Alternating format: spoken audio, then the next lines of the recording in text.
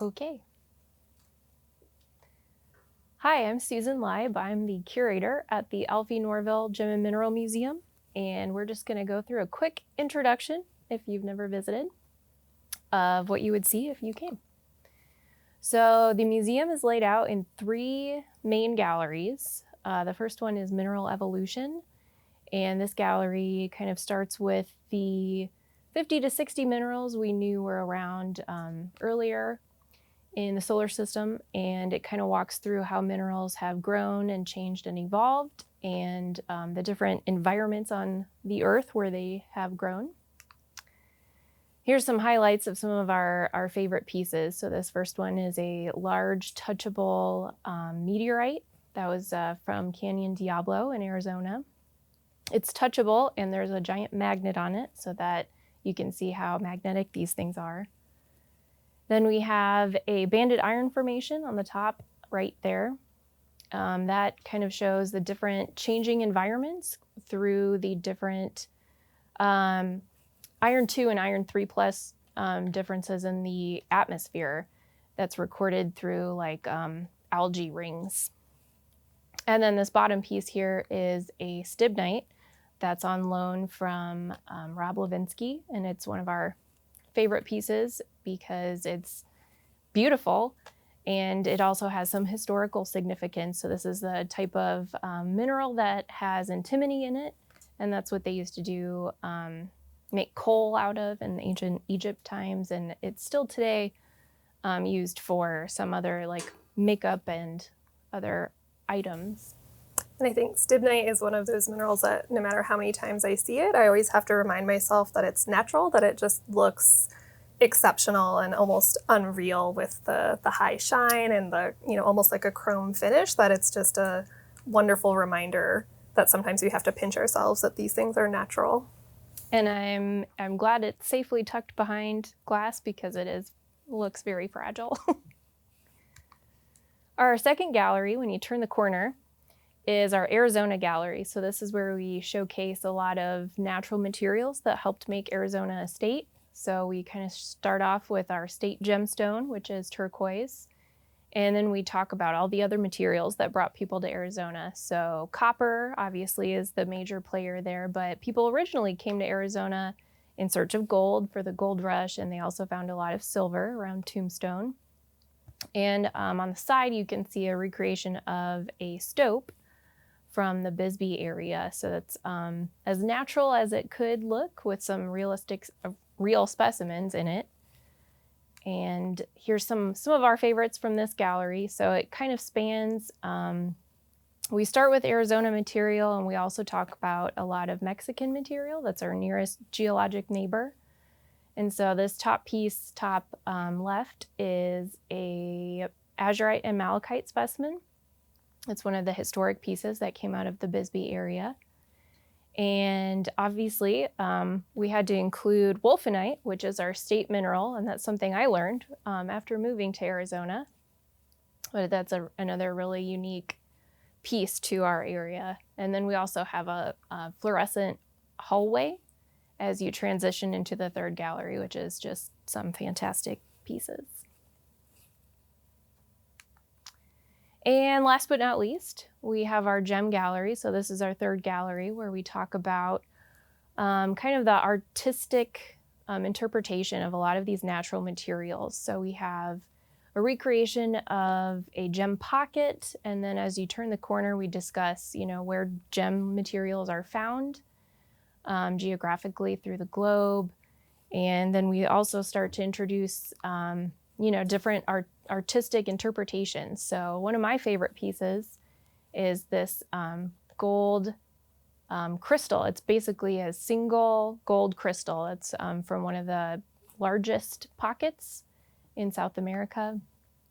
And in this bottom picture, what I really enjoy is that the way things are laid out is we have a hand specimen next to a faceted specimen, and then a jewelry specimen of all the same material. So you can kind of see the transition through that process.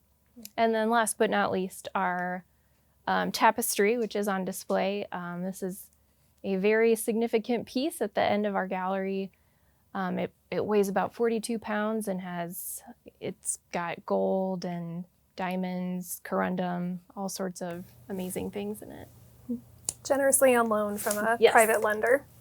On loan for a little while. And then our basement spaces are not generally open to the public, but I did want to mention that we'd have a classroom and a laboratory. So this is where we engage with a lot of students from the geoscience department, and we have some workshops available. And yeah, we're having some fun kind of using that space. So thanks. Great, thanks for that introduction, Susan.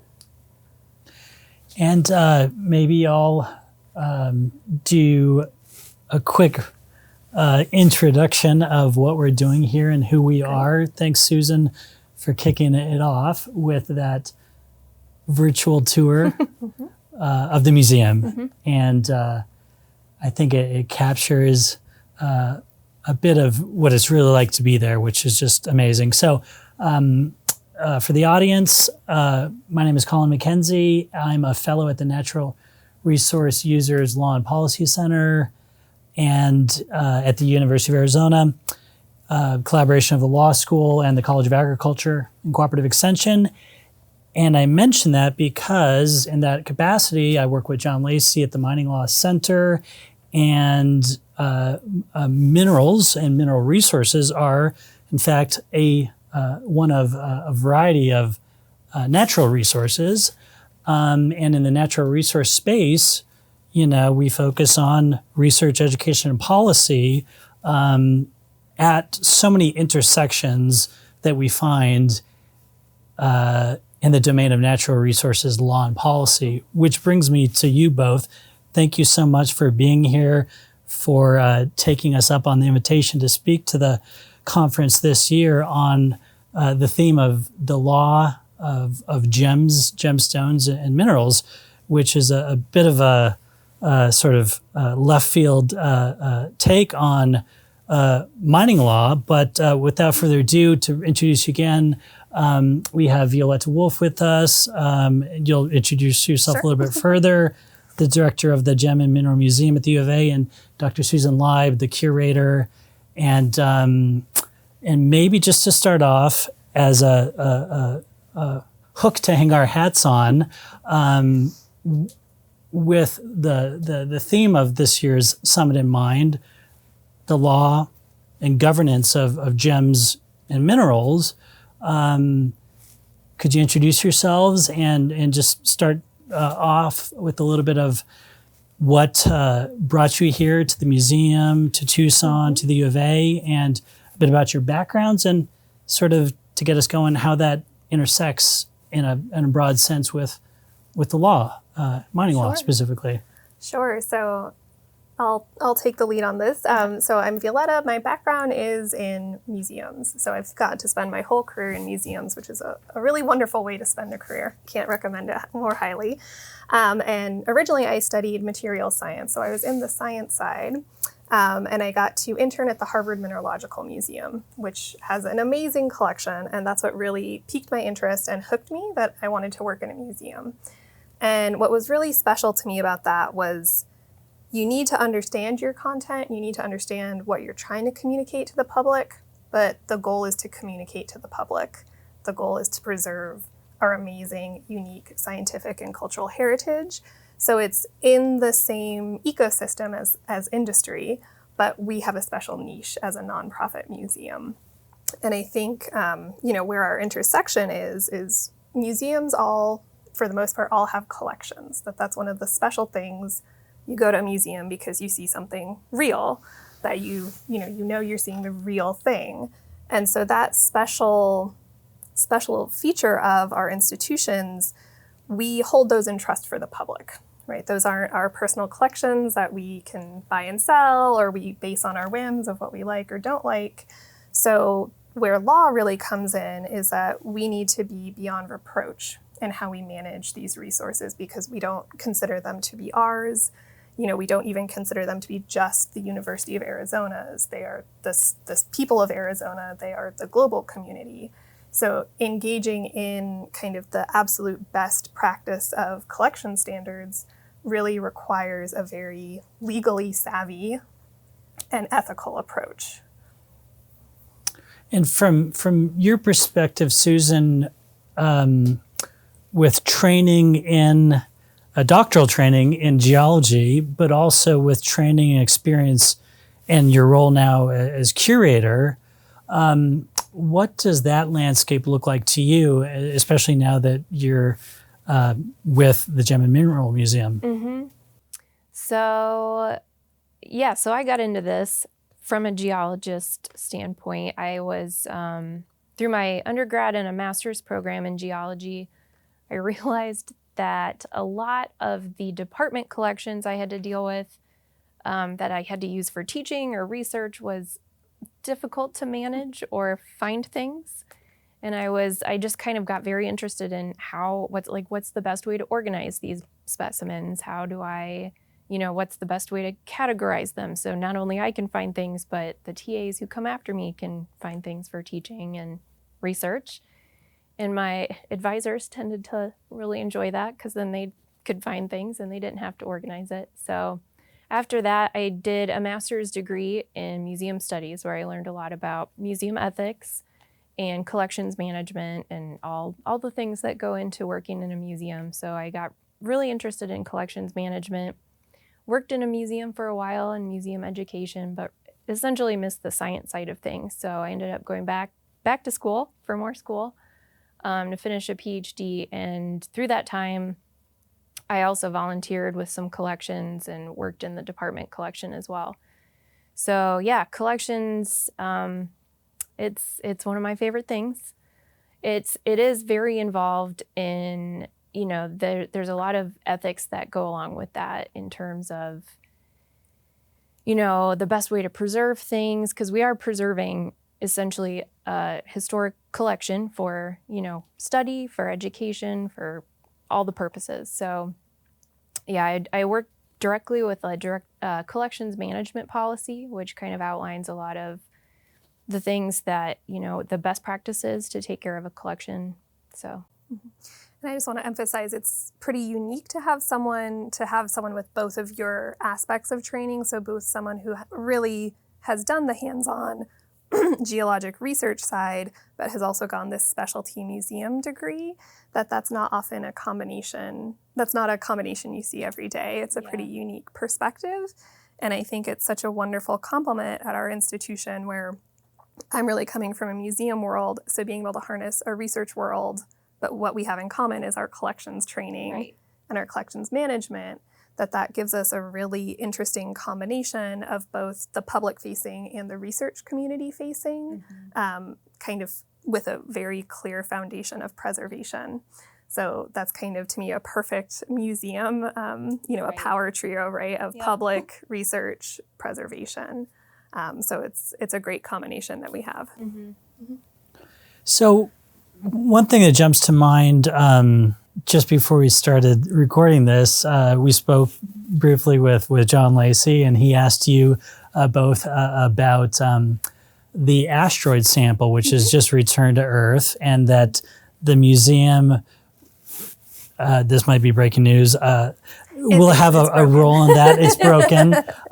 But so this is very leading edge, cutting edge in the year 2023 in terms of what the museum is up to. So I'd love if you could speak a little bit to that, and then also sort of relatedly, how your work and upcoming work with the asteroid sample has to do with sort of the audiences and the folks out there who might be taking in this conference. And I'm thinking folks who might in February or so be visiting Tucson for the GEM and the Tucson GEM Fair. Please correct my misnaming of the big event. There's about 20 different shows in total. So the originator is the Tucson Gem and Mineral Show, but there's also the American Gem Trade Association Gem Fair. There's the Ethical Gem Fair. There's the Gem and Jewelry Exchange. There are many shows. I think over 20, but that might be an underestimate. That it is several shows. It's just the Gem and Mineral Showtime. Gem and Mineral Showtime. Thanks for that clarification. That's helpful. And sort of regardless, Arizona and Tucson, the Western United States and Northern Mexico, and there's a lot going on, and it has historically been a lot going on in the mining mineral space, and specifically in the gem space in Tucson. And so there's a lot of folks who might be coming at this material from different perspectives. And so I think, the Gem and Mineral Museum and your particular work, I think, can really speak differently to those different audiences. And so could you go there a little bit? Yeah. Well, and I think that what you said about different audiences, that is one of the things that is the unique challenge that many museums face, and we, I think, face it to an almost extreme degree, right? Where we're trying to serve local Tucsonians who maybe, they're interested in gems and minerals, but it's, not something, it's something they're just checking out for the day. We have amazing research scientists on faculty who want to bring their family, who want to come by. We have amazing industry here. We have the University of Arizona student body. So these are all people coming with really different starting points. Some, with deeper expertise than I will ever have, right, in different facets. So as a museum, we can't control and change our displays for each one of those people, right? That when you walk in the door, you're in the exhibits. So we really try to design and think through how do we appeal to all of those audiences.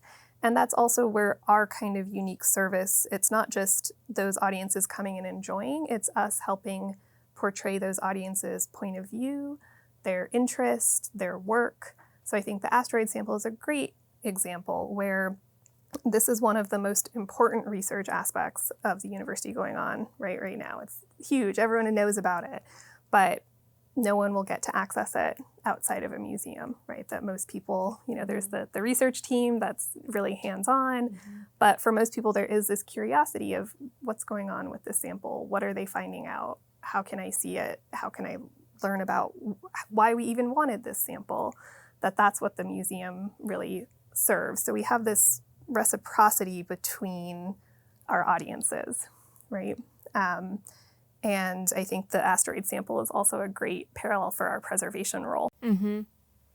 Yeah, we have a great opportunity to share exciting, research or knowledge about projects that are going on with, people who might not know that it's going on or might be interested, but they don't know where to learn more. So that's a really unique aspect of what we get to do.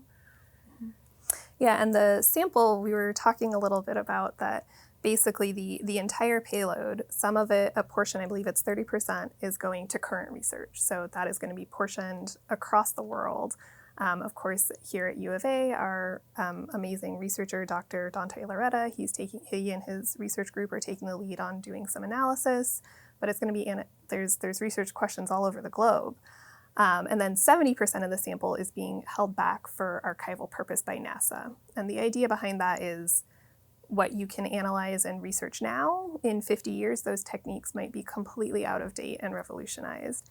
So if you use all of the sample now for research purpose or contaminate it, no more sample, right? So there's always this idea of saving for the future. And so our portion is the very modest portion that research needs to also impact people now. And getting to see the sample now or come into the museum and do an educational activity might be what raises that next generation researcher who's going to need that next 70%. So we need to both preserve our samples, but also make sure that they're having an impact on our current society. And I think that's also a great parallel to think about our role in representing legal concerns or purposes that not only do those need to be addressed at the highest levels of industry and commerce, but we also need to be getting the public invested in why are there regulations, or what do these regulations mean, or why are we doing this? How do I learn more? So that's sort of we're preserving it, we're interpreting it, we're trying to maintain investment and engagement, inspiration. Those are our sweet spots, right? Yeah, no, that's fascinating. And when we spoke a couple months ago, originally on this idea, you know, I start off asking you both, you know, coming from sort of a narrow conception of what gemstones are, and how sort of broadening out a little bit from that conception that I held to, you know, mineral resources, and sort of broadening out even to considering sort of the material cultural, or even just cultural and patrimony and natural heritage aspect of these specimens, whether they're gemstones that most folks would understand to be gems, or, you know, something like a meteorite, which beforehand I wouldn't have considered in the same thought as gemstones. So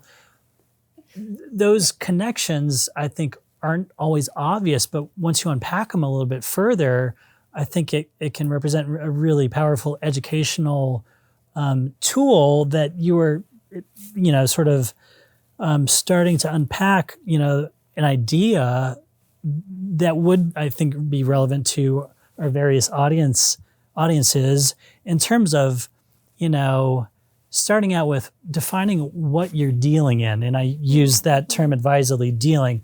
For some folks who are taking this in, they are, you know, literally dealing in gem markets as collectors, as suppliers and sellers, or at an industrial level, or conversely at a more artisanal, or even craft and artist or art sort of level of engagement. So long preface to sort of the question of, how do you define gems and your collection, and how is that relevant in how you approach sort of what you call what you do, or you know, what the specimens are, to sort of these broader conceptions of responsibility towards, say, sourcing of minerals or gemstones that, you know, I recall your executive director, Dean Emeritus Joaquin Ruiz, brought up. You know, of course, a lot of us have heard about the Kimberley process. Meteorites, Kimberley process, law or governance of gems. How do you put that all together? Well, first thing, it's very comforting to think that there are categories. There aren't. That some of those really neat divisions, as soon as you start diving into the collection, Right. can be really challenging. So, Susan, I was going to say I can turquoise. start with an overview of our collection, and then we can dive into some of those other questions. So our collection it's pretty large. We have around 23,000 specimens. It's more of a natural history collection. So we have not only gemstones, we have mineral specimens, we have rock specimens, we have fossils, meteorites, we have some paintings, you know, we have some library materials. So Tell us more what you mean by a natural history collection. natural history collection. So I don't know what you mean by that. It's natural materials is what it mostly encompasses. Right, and it's not, again, that kind of speaks to our contemporary divisions of, is it a mineral, is it a meteorite, is it a gem, is it an artifact, is it a cultural item? Those are not constant, right? So natural history, I think, you know, more evokes to me, it's a collector perspective.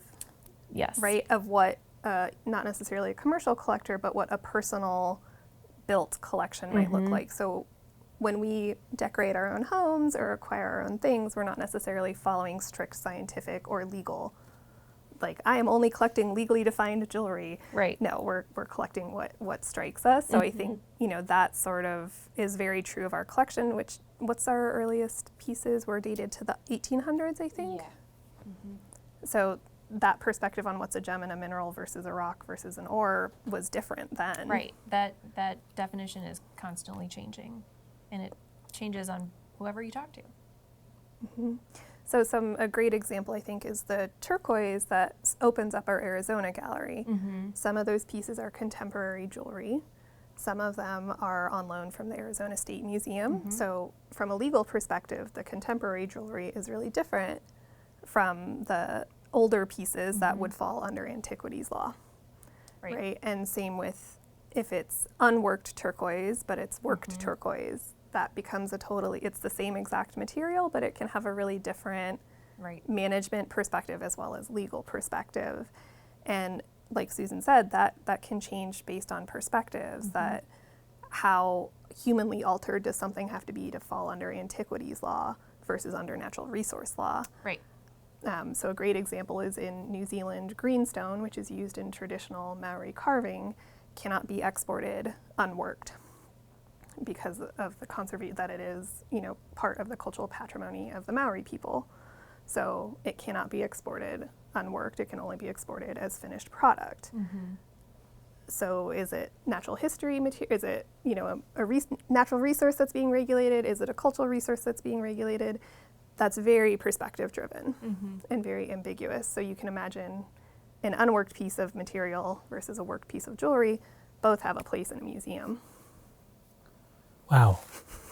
Yeah, and I think that reminds me of a concept one of you mentioned at the outset, which was a museum's role in terms of working in the public trust or as a trustee for the public. And that phrasing, I think, means different things to different folks, to lawyers and to others. Exactly. And so could you speak to sort of, maybe in this what I view as maybe an overarching concept, and to say nothing of the sort of heightened responsibility on your end as the folks who make the museum run.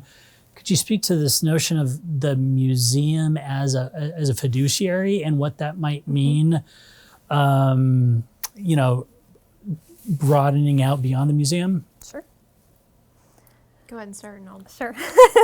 So I think, at the base level, we of course need to be legally compliant with the materials we control, right? And, we hold them in trust, but the matter of the fact is we are the ones, very much us personally are the people who have the most access, who are the ones who are making access and, public visibility possible. So we do have a lot of responsibility in making sure we're adhering to the legal side. However, the legislation, as we just started to dive into, it's really complicated, right? So if we took the perspective, for example, one of the most extensive material control that museums work with is NAGPRA, which is the Native American Graves Protection and Repatriation Act. And that is specifically targeted around Native American, both human remains and cultural materials. So if we're only going to comply to the letter of the law, we would leave out a lot of people, we would leave out a lot of concerns, and we would not be being our best stewardship. Right. So the museum field not only wants to be legally compliant, but wants to take that one step further, that we might have the legal right to keep or display something, but if a Native nation objects or requests for the item back or would like a different interpretation, a museum should not respond, well, legally we're allowed to, so we're just going to do it, right? That is part of our fiduciary duty, is to be responsible in our interpretation and in our messaging beyond just a legal baseline. And sort of that sounds like it really speaks to the leadership opportunity or the leadership role you have, and how does that play out in terms of the different constituencies that the museum works with, researchers, folks from industry, and just, citizens who are curious about these things. So we try to build that out both through policy and practice, that, making sure we are clear about how we provide access, where we have our information, how we've vetted an object or what we know about an item, that we need to make sure that is, we're not going to be able to put that all on a label, but we need to make sure that we have ways that people can contact us. And, quite frankly, museum collections are huge. Museums have not always taken this approach of public accountability in the same way or with the same meaning. So we are not at no museum, I think, can say they have perfectly achieved transparency and clarity around their collection and what their holdings are, where they came from, how they were identified. That's a labor we are all working toward. working towards achieving. So I think always having that perspective of we are in a constant iteration of improvement, and we take it one step at a time, and we improve as much as we possibly can, while also recognizing we have not achieved it, right? No museum has achieved transparency and full clarity with their collection. Right. And again, really taking each audience for their different needs and different priorities. And we would always err on the side of, if we have something we're not sure about or that we want to research further, or we have reason to believe might not, meet our contemporary ethical standards, we would rather hold that off view with time to really think through and work with the groups who we need to work with to either research, to further identify and define what the material is. Right. So trying to think of a good example in the mineral field, but something, a very contemporary example, I think, is with many of our historic collections are not geographically identified to the countries that exist today. So for example, depending on the time when items might have been collected or first purchased, we have items that are identified as being from the USSR or being from Russia, but perhaps their current geographic source is actually in Ukraine.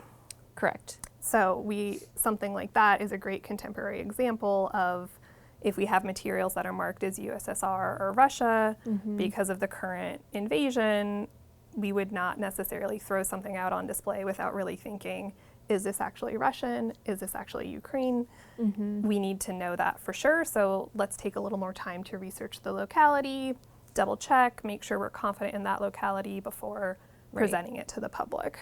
That makes sense. And that reminds me, just in the past 2 or 3 years, the discourse probably goes back before, that time period, but it seems like ever since we talked about putting this panel together, that a month doesn't go by that I don't read about in major media. The Economist, to take one random example, back in April or May, had a story on the Benin bronzes, and I might be getting that country's name, pronouncing it wrong. But what you were alluding to in terms of provenance and where things come from, it reminds me of, part of geography and part of, how you define what something is and where it comes from and why it matters and how it matters has to do with the conditions surrounding the making or the gathering of such a specimen, including political circumstances surrounding how a particular specimen or specimens, I'm thinking of the Benin bronzes, for example, came to be part of, for example, the British collection. And so you can't unpack those circumstances from colonialism, for example, in Africa and, of course, by extension elsewhere. That might seem a bit abstract to folks who, collect gemstones, who come to the gem show in February or thereabouts. But it's hugely important, and it's very much, for a lot of reasons, part of a big public conversation these days. What does that mean for you at the Gem and Mineral Museum here in Tucson, and for folks who might be taking in this session? Yeah. So one of the things that, different materials have different sort of regulatory bodies or different regulation strategies. So cultural materials, are really, that regulation is coming from a human rights perspective. So that's a very clear perspective. A lot of the existing legislation in the United States around natural resources is property-based, right? So the legislation that exists is much more about who owns, mining rights, who owns meteorites, depending on where the find location is, fossils, mineral. That's kind of the reason that those guidelines exist, is about establishing ownership, which is not, we're kind of several steps away from that, right? So it can be really interesting, and that's one of the tricky things I think about minerals and gems specifically is that the perspective is not, we don't have a lot of regulation to go to or a lot of best practices that are clear. Correct. So for us, we're, working in concert with industry, mineral dealers, other museums to really look at what do we mean by an ethically or legally collected mineral or gem? What is the goal? Is it cultural? Is it environmental? Is it about labor regulation? Those are all really different takes on it, and there isn't a broad consensus, I would say, at this time. So for us, we're really taking it case by case. Right. Just as they come. But, one of our key things that all museums do for acquisitions is we really start with sort of the right to convey or ownership. So making sure that the first thing, if we're being offered something, Right. who are we being it offered by? Right. We do our due diligence by, tracking the provenance as best we can, making sure the paperwork is all in hand before, ultimately making a decision.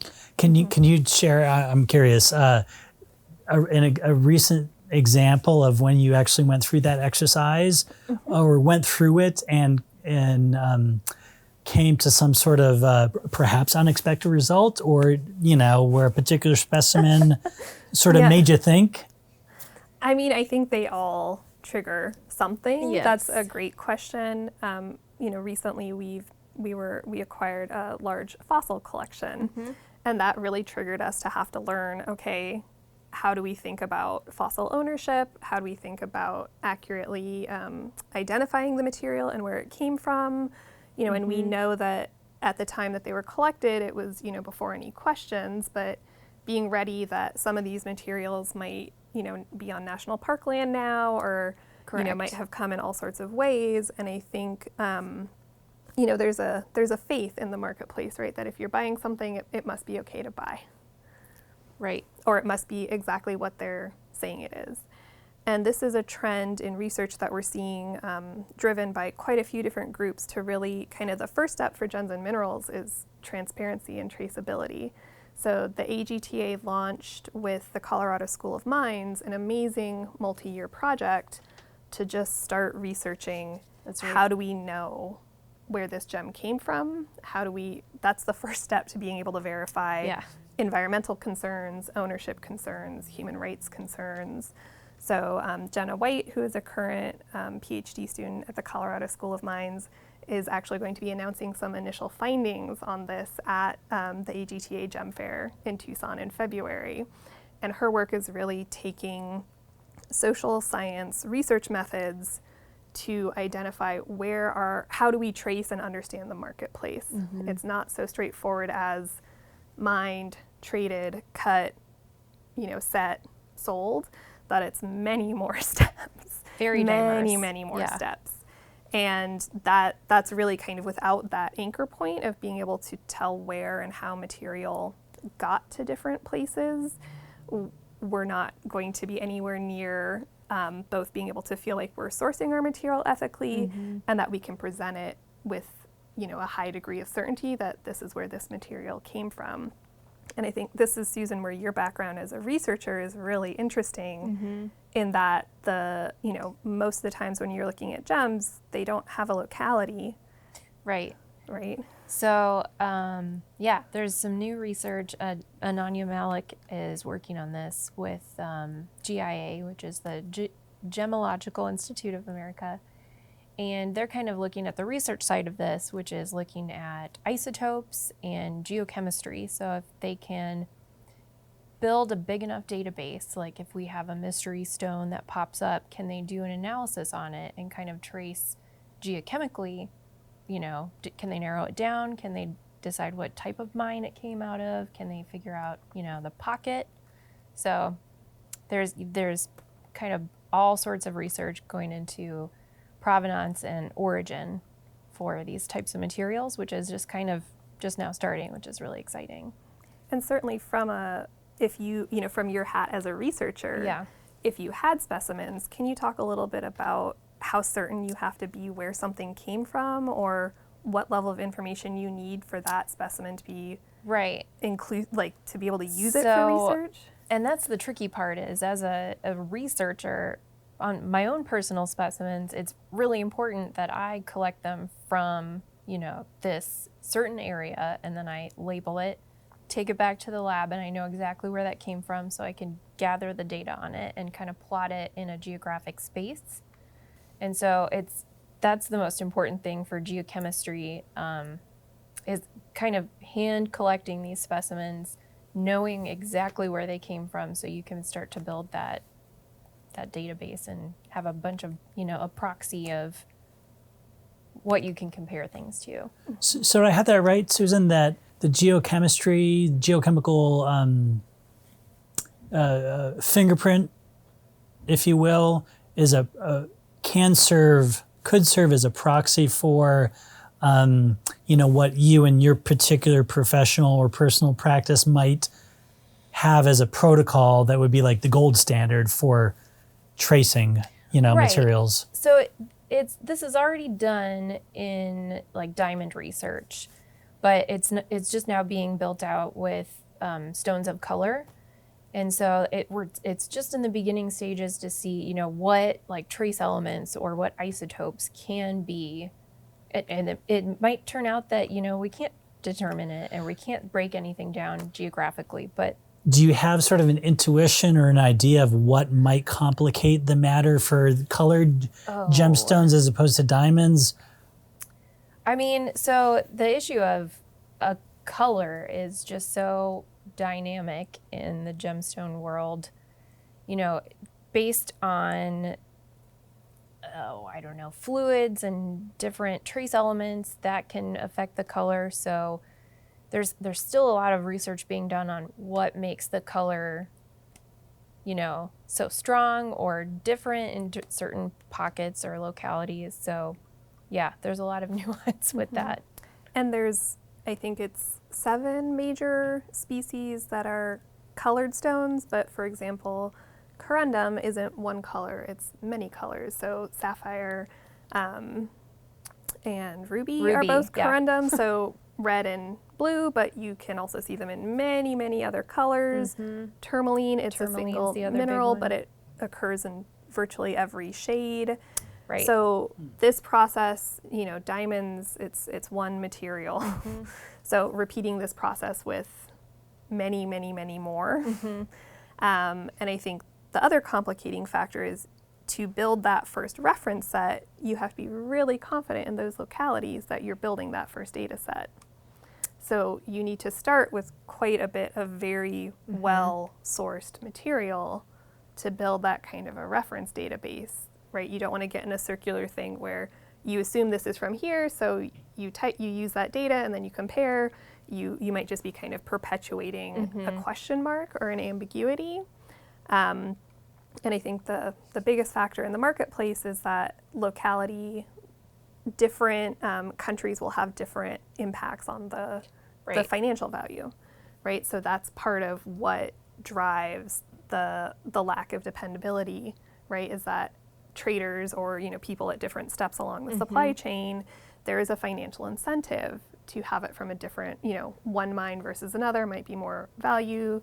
Different countries can be of different value. Yeah. In terms of the sort of inherent characteristics of a particular stone? Yes, that in how much it can be sold in the marketplace, location matters. To say nothing of course, the sort of the political risk factor that goes into the sort of the logistics of where these different miners do operate, can operate, might look to operate in.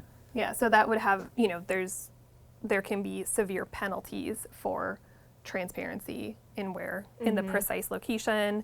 There's also a lot of, it kind of dates back to the prospectors' days of if you fully disclose where your claim is, someone else is going to be on that claim. Interesting. Yeah. Right, There which, might only be the Wild so West, much of it. that's where we are. There might be so much of it. And then, of course, that lends its own marketplace factors. And, really, museums were the end user, right? We're getting something at the very end when it enters a museum collection. It's not going to go back on the marketplace. So we're not the heaviest, and we're not huge buyers. We do not represent a big museums all over collectively, we do not have a huge sway on the marketplace. We're participants, but it's really the kind of the financial mechanisms, I think, that hold the biggest influence on these practices of tracing and provenance information. And, not every consumer is interested in knowing where their diamond came from. Right. Some are, and it's, a growing trend. And it's also I think just the same way retail is seeing a growing interest in, was this sustainable? Was this, humanely procured? We see our visitors have those same questions, but it's certainly not it's not on every person's radar to think that way or to ask that a lot of people might just think, oh, I got my diamond engagement ring. I didn't think about where the diamond came from. Right. Sure, but when a museum gets it wrong, if in retrospect, it can be, big news, and I think big news because of the deep ethical issues that are implicated. Speaking of which, we've mentioned briefly a couple different times the Kimberley process as a benchmark for the responsible sourcing of diamonds, and I think our audience, maybe I'd speculate half to maybe 80% would be somewhat familiar with that notion. But could you unpack just a little bit more about what the Kimberley process is, and then how that relates back to sort of, and I'll just highlight that Dr. Malik is UA's own professor of geology, and how sort of these notions of responsible sourcing and these voluntary standards relate back to gaps and needs for research in terms of basic science, and also in terms of, for example, what I assume are the more applied research sort of tools that can aid in these investigations that folks like Jenna White are developing. Yeah. Well, I think that's also, I just want to emphasize too what you said, that many of the gem trade, it's opt-in, right? Which is not true of other natural resources, and certainly not of like biological materials. For example, some of those are requirements, they're mandatory. So the Kimberley process, and there are people who are far more in-depth experts than I am, Of course. that it is an opt-in system. I think it's 99% of the diamond industry is opted in, so it's a very extensive system. The target purpose of the Kimberley certification process is explicitly to basically address conflict diamonds, which also sometimes referred to as blood diamonds. And what that really is narrowly defined as is diamonds that support rebel forces that are attempting to overthrow or harm legitimate governments. So that is very squarely the purpose of the Kimberley process. It is not addressing mining practices or environmental impact. It is very specifically about rebel factions profiting off of the diamond mining trade to overthrow legitimate governments. So that is the very specific target of that process, is that batches of diamonds are certified to be verified as not being conflict diamonds. So I think for me, that was not, when I first heard the term conflict diamond or Kimberley process, I took a much more kind of, I imagine it's really, wide scoping and really tells us a lot, but it is a very, to be implementable on a global scale in the way that it is, this narrow focus is what makes that achievable, right? So, for example, Russia is not currently considered in violation of the Kimberley process. They're I think, single biggest exporter of diamonds. I believe so. It's a huge economic factor for Russia. And there have been advocates that Russia should be found in violation of their Kimberley process because of their invasion of Ukraine. But following the very narrow definition of the Kimberley process, the Russian government is not a rebel force. So these are not conflict diamonds. So they can continue to participate in the Kimberley certification process. And, that's really not it's not fair to say that's a failure of the process. It's just acknowledging the Kimberley process, again, to be implementable and to be Right. so global, has to have a very specific, narrow definition. So those sorts of ideas, I think that's where, our challenge as a museum is those are questions people ask us, right? Or that's things that people want to know, or maybe have a very surface level understanding of what's a conflict diamond. Does Russia export? Those are big questions. Are they banned in the U.S.? Currently, I believe they are not. I think the G7 is in works to do it, but currently they aren't, as far as I know. That doesn't mean that different trade associations decide on their own to not participate, but just from a very purely legal standpoint, that's kind of where the Kimberley process sits. That's helpful, and thank you for that. Susan, could you talk about how, for example, Dr. Malik's and Jenna White's research would fit into that? I imagine somewhere between the basic science and applied science, domains to sort of help patch some of the gaps that come up when we talk about, what might escape, what could otherwise be traced or vetted, given a lot of the sort of practical issues, but also very technical issues that come up that, are at issue when you go beyond sort of something that's very practically and readily implementable. Right. And I was going to say, this is exactly where, we have to do our due diligence in determining provenance and origin, so that we might get some material, and then we need to be able to know where it came from, just to answer those types of questions and determine if we want to put it on display. Do we interpret this, for the public? So I do know GIA has significant. And I just want to pause to ask you to say what GIA stands for. Gemological Institute of America. Thank you. So they do diamond origin testing, which is essentially, taking a specimen, doing some research on it, and being able to narrow down geographically where it came from. So the diamond, diamonds are relatively resolved in that manner, right? That we have the Kimberley process that's taking it from a more social political side. We have GIA that's coming from analytical side. Colored stones, so basically anything that's not diamonds, does not have this level of resource or support, or doesn't have these sorts of organizations behind it helping understand or source. So that's really what Jenna White and Ananya Malik are looking at is, okay, how do we start applying this to other materials? And I believe Dr. Malik's focus is in emerald. So that's just one particular niche of where this could go. And certainly this is something that a lot of the gem industry organizations are really supporting, and they want to move in that direction as well for being able to operate legally and ethically, that they're really taking seriously that their industry needs this traceability, this transparency.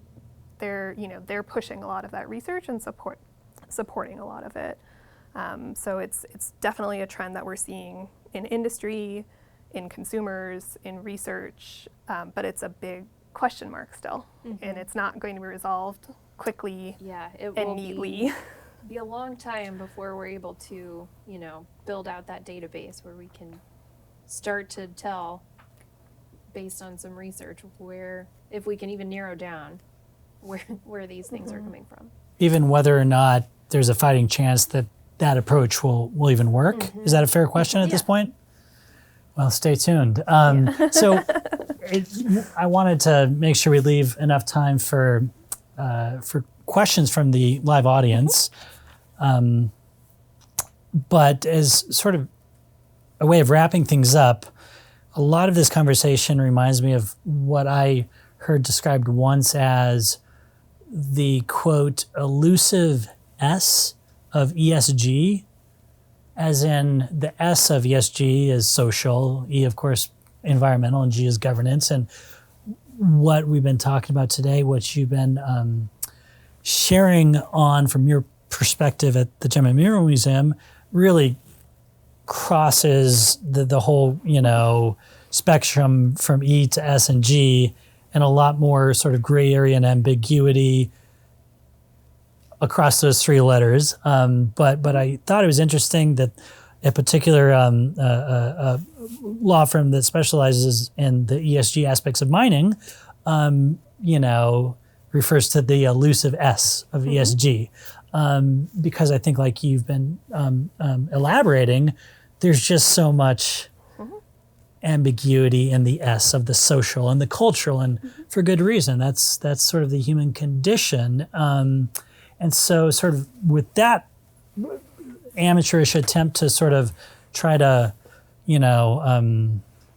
draw things together, I just wanted to check in with you both if there's anything that we've missed that you'd want to share with our audience that we might have skipped over in terms of the museum studies perspective, the perspective of curatorial practices, museum collections and their regulation, the compliance and other issues.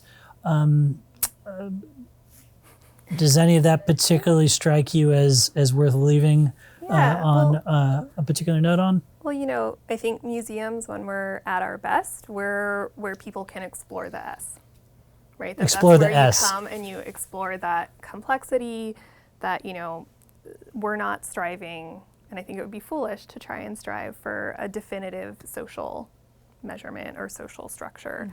That's not reasonable, right? That it's really all about, you need to have resources like museums that are operating outside of commerce that can really be the place where you can find that information, you can explore that ambiguity, and to really encourage people to embrace that ambiguity and not look for a checkbox of this is environmental or not. That's just not how it works, right? Or to say, well, I've met this particular legal standard, so I'm good. To really just, again, to lean into that, exploring that social side and embracing that complexity. That's what we're here for, right? Susan, any thoughts to add? Don't need to, but I think Violetta covered it all. Yeah. Well, thank you both,